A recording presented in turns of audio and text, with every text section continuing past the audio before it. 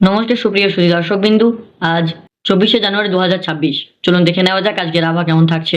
সরস্বতী পুজো রাত্রে শীতের আমেজ বদল, খামখেয়ালিপনা এবার মানুষকেও হার মানাবে শীত। সরস্বতী পুজো শেষ হতেই রাজ্য জুড়ে আবারও শীতের আমেজ ফিরল। হাওয়া অফিসের পূর্বাভাস অনুযায়ী সপ্তাহের শেষে দক্ষিণবঙ্গে নামতে পারে পারদ আর কুয়াশা, পশ্চিমী ঝঞ্ঝা, এই দুইয়ের প্রভাব মেলেই গোটা রাজ্য জুড়ে চলবে তাপমাত্রার ওঠানামা। চলুন দেখে নেওয়া যাক সারাদিন আজকের আবহাওয়া কেমন থাকবে।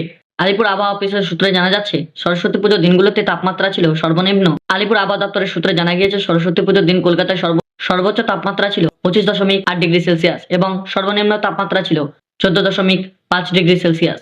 সকালে ঘন কুয়াশা থাকলেও বেলা বাড়ার সঙ্গে সঙ্গে আকাশ পরিষ্কার, কিন্তু দিন ফুরিয়ে সন্ধ্যা নামতেই শীতের খেলা শুরু। এখন আবহাওয়ার পূর্বাভাস মোটামুটি আলিপুর আবহাওয়া দপ্তর তরফে যা পাওয়া যাচ্ছে, এই সপ্তাহের শেষে ছুটির দিনগুলোতে শীতপ্রিয় মানুষেরা শীত উপভোগ করবে।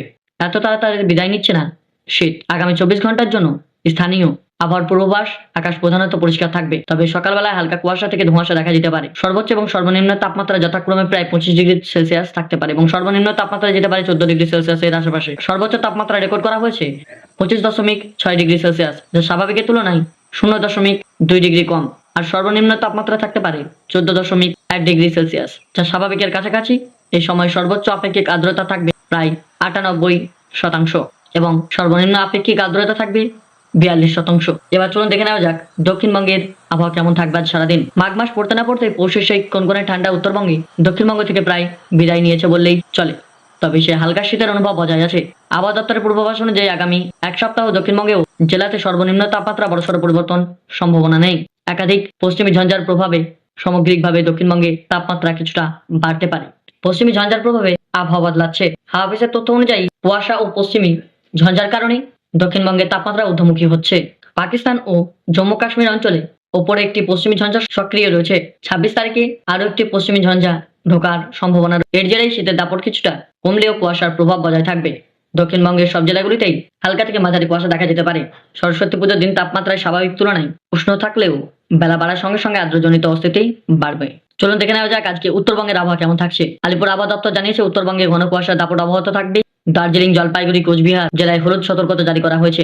আগামী 5 দিন সর্বনিম্ন তাপমাত্রা বিশেষ কোনো পরিবর্তনের সম্ভাবনা নেই। সকালে ও রাতের দিকে শীতের অনুভূত থাকবে।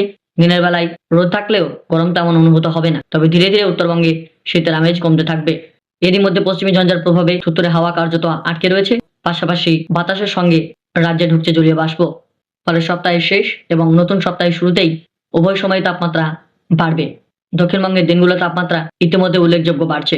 হাওড়ায়, উলুবেড়িয়ায় তাপমাত্রা পৌঁছাবে 30 ডিগ্রি সেলসিয়াস। গত মঙ্গলবার থেকে সর্বোচ্চ তাপমাত্রা মোটামুটি 30.5 ডিগ্রির কাছাকাছি যেতে পারে।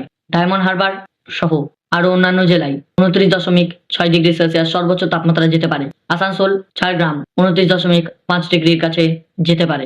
মোটের ওপর এর পরের সপ্তাহ থেকে আবহাওয়ার বদল ঘটতে পারে। আস্তে আস্তে শীতের দাপট কমতে থাকবে এবং উষ্ণতা বাড়তে থাকবে। এই ছিল আজকের আবহাওয়া আপডেট। প্রতিদিনের আবহাওয়ার খবর পেতে আমাদের চ্যানেলটিকে সাবস্ক্রাইব করে রাখুন, পাশে থাকা বেল আইকনটি অন করে রাখবেন। ধন্যবাদ।